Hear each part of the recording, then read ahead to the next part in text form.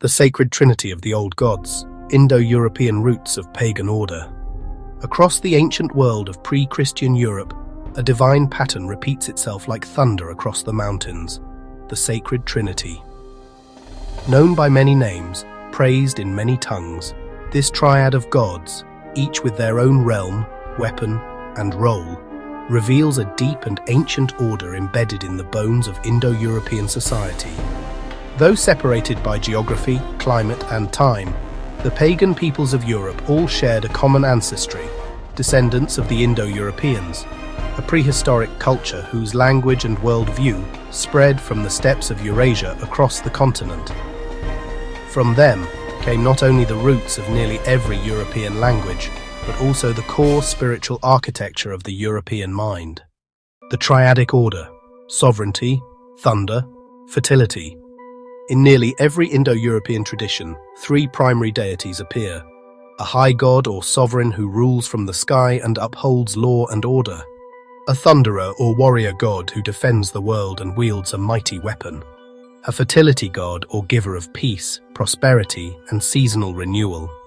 This triadic system, identified by scholars like Georges Dumézil, is evident in countless traditions: Slavic, Veles, wildlife, nature, livestock, or in some cases Yarilo, fertility, agriculture, spring; Perun, thunderer, lawgiver, lightning wielder; Dajbog, solar deity, bringer of prosperity; Norse, Odin, all-father, god of wisdom, war, magic, and sovereignty; Thor, god of thunder, protector of Midgard, wielder of Mjolnir; Freya, fertility god, patron of peace, abundance, and good harvests.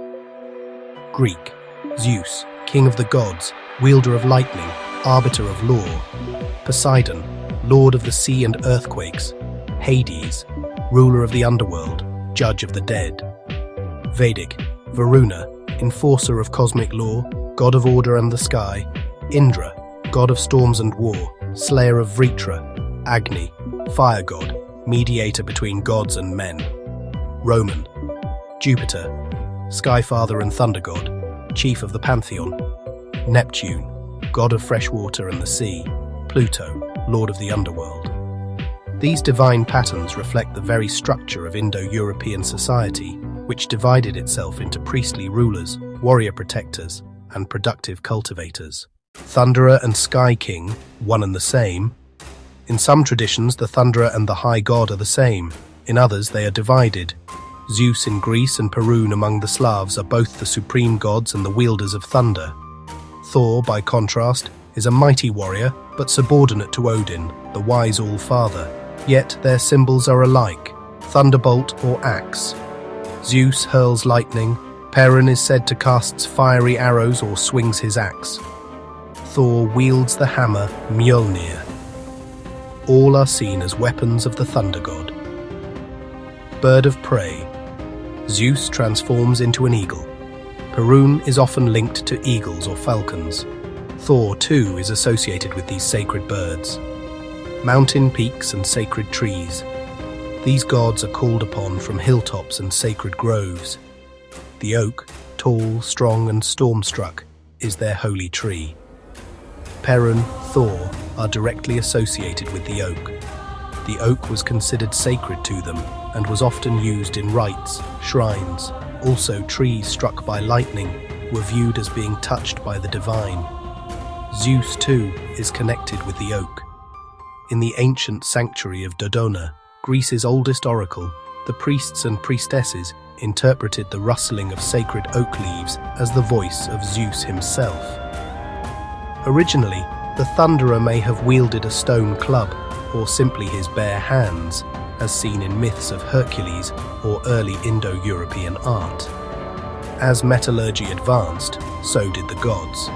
Their weapons evolved from stone to bronze to iron. In every tradition, the smith gods or divine artisans, Svarog, Hephaestus, Tvastar, Wayland, Broca, and Sindri, crafted the sacred tools of war.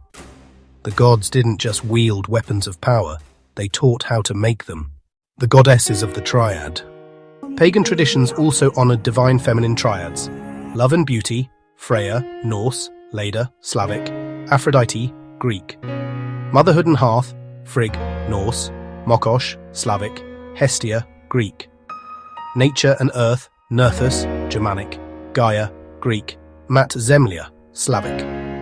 In some forms, these became the maiden, mother, crone pattern found in Celtic traditions.